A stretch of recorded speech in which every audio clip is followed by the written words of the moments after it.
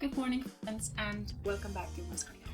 Yes, it is a very early morning for me here in Switzerland, and I am wearing a ton of makeup to cover up how tired I feel. But I'm very excited to bring to you this video that I kind of put together looking back on my last month or so of all the things that were unexpected but actually quite interesting about the kind of work that I, and not just me, but others, do when we work in the healing business. So I wanted to say thank you very much for all of you new subscribers, for giving me your vote of confidence in following my channel. Thank you for that. If you are new around here and you have never let me know what are the kind of things that you're interested to learn about, make sure that you also do that in the comments of this video or other videos. And welcome. Thank you for being a part of our little YouTube family. So for those of you who don't know, my name is Julia Hartmeijer. I am working as a psychologist. It's a relatively new job that I have been training for a huge chunk of my life for now. I am someone who likes to think about spiritual questions, and I am also what maybe you would call religious and a believer. So those are all things that I reflect on a daily basis in my own life, but also in the lives of my patients. And in this channel, I just like to kind of synthesize all the kind of stuff that go through my mind on a daily basis in chunks of 10-15 minutes videos that I hope to also bring blessings and just thoughts that make you reflect on your own life and thus help you in your own mental health journey.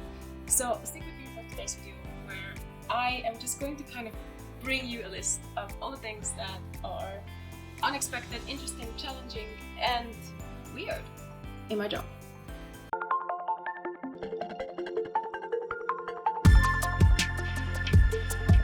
So, working in the mental health business, first of all, it's confusing.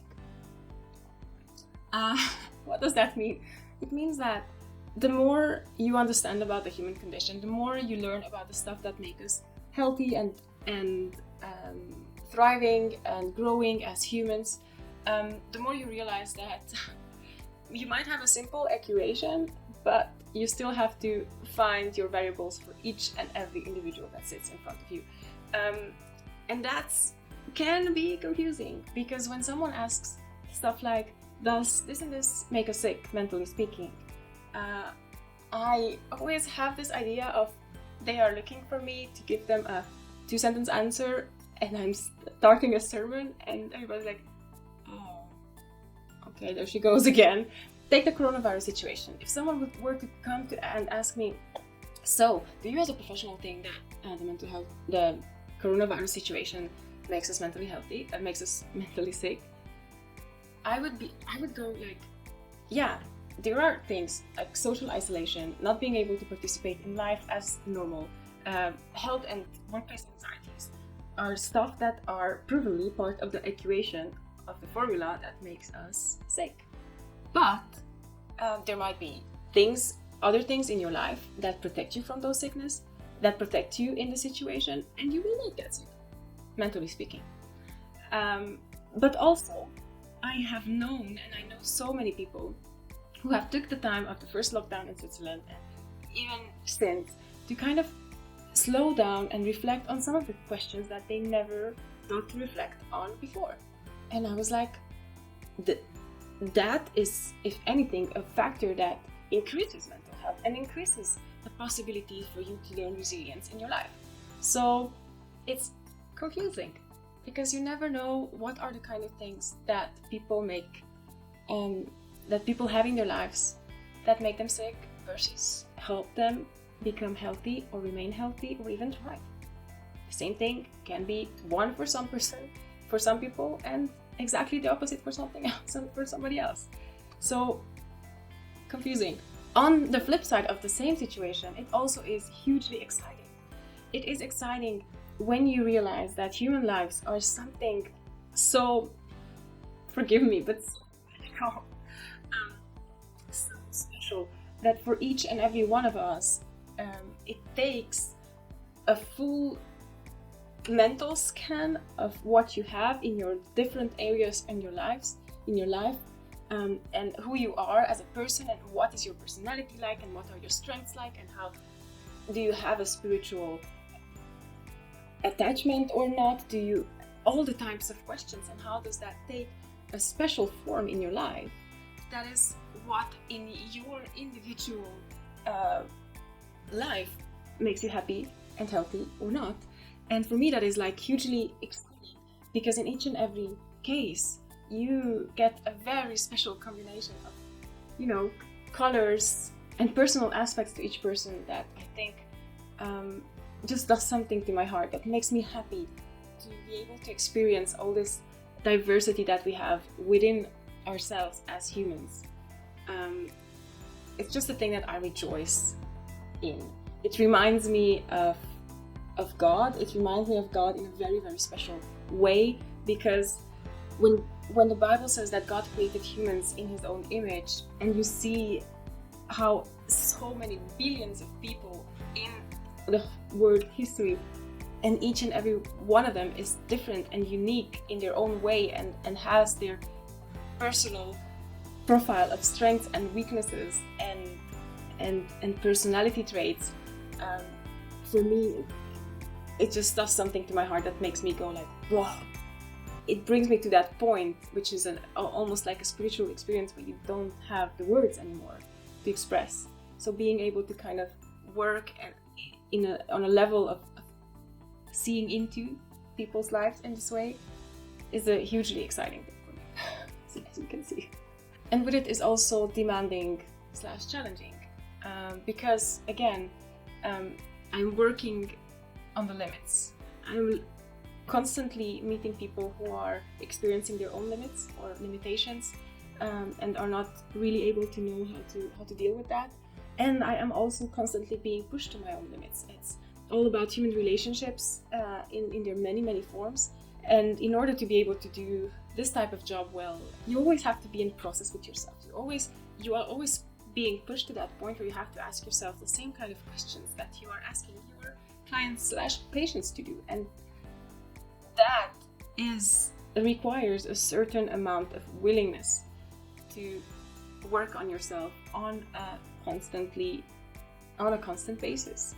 It does leave you in the end satisfied with a huge level of feeling that I am alive and I am doing the things that I am supposed to be doing. I'm asking the questions that are so important. But again and again you come to points where just being in that valley of going down into the question can be a challenge to be there. In one of my videos a couple of months ago, I think I talked about mental health is about being okay with being where you are, but not wanting to always be happy, to always be okay, but to be where you are and to know that that is okay. And I guess I am right now experiencing that the point where like I would really love to just feel cheerful and happy and energetic, but because all the stuff that is being brought up from the depths of my soul through the job I'm doing, and definitely through being at the start of it, I'm having a crappy time, like mentally speaking, in a way that I experience more anxiety and worry and tiredness than I experience happiness and joy and cheerfulness these weeks, which is not so easy. And yeah, it's something that not only my job really requires me to do, it's also something that I guess I would be doing anyways, because it's just also how I make sense of it. And coming again and again to learn the truth of this is okay, I am okay, it's okay, is in itself also being in a mentally healing process, which is great, even though at the moment it feels crappy. And again, me going through these kinds of things just puts me in such a special situation of being really able to empathize with my patients who are in their valleys and like not being able to understand that this is going to be better, that it's okay to be there, there's something to be learned from there. And I'll see how that comes up in over and over in conversations, and I feel it in my whole body, that when I tell them I know that they really understand that I know, and that is something that gives them just such a healing, powerful force of being understood. So I guess if I would be putting it all in one big pot of a concept of how being in this business is, I would say it's fulfilling. It for me personally brings the whole things together. It brings my own process together. It brings my curiosities and my passion about human lives and human health, and my idea of, which is not my idea, my interpretation of the Bible, that God's plan for everybody is entails healing and life and redemption and resurrection, in the sense of nothing that is God's plan to go to waste. God's plan is to heal that, to redeem that, and to resurrect that in a way that we might, I don't even think we have words for that. But God's plan is never to just kind of, oh, something has gone wrong, so let's just wipe it out, let's just let it die, let's just let it go to waste, because, well, none of that matters. God so truly cares about human lives and human suffering, and that is so, it's so important for him that he took up flesh to go through all that, and then he became the one who died to death and has been resurrected, and then does give the promise that what happened to Jesus on the cross and on the resurrection will happen to us as well. And more than anything, the resurrection part, the very thing that we experience as ourselves, including our brain cells and our neurotransmitters and our memories, which are encoded in the brain and in our whole body, will be renewed in a way that, in some special way, the past will be worked through, and all the good will be integrated. Because even though something really, really, really bad has happened, that does not mean that we give up on the fight to heal that and to restore that, and to even take the really bad thing and turn it into something beautiful. And to see that in other people's lives, and to be able to experience it in my own processes, and to always be able to be in this dance of my process, your process, our healing.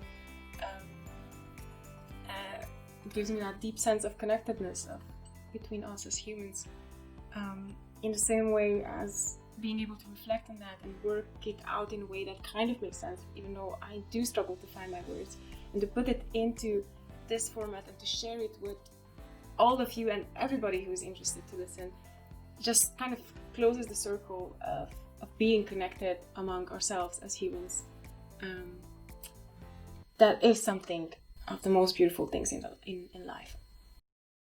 And if you have been blessed by, which I guess is just the word, if you have been receiving something that is important and precious in your life through these videos, then also make sure that you let me know that in the comments, and send me a like on my videos, subscribe to my channel, and share it with your friends and family, and just let us grow and heal. Anyways, guys, I just wish you health and happiness, and that you are all able to take great care of yourselves. Bye!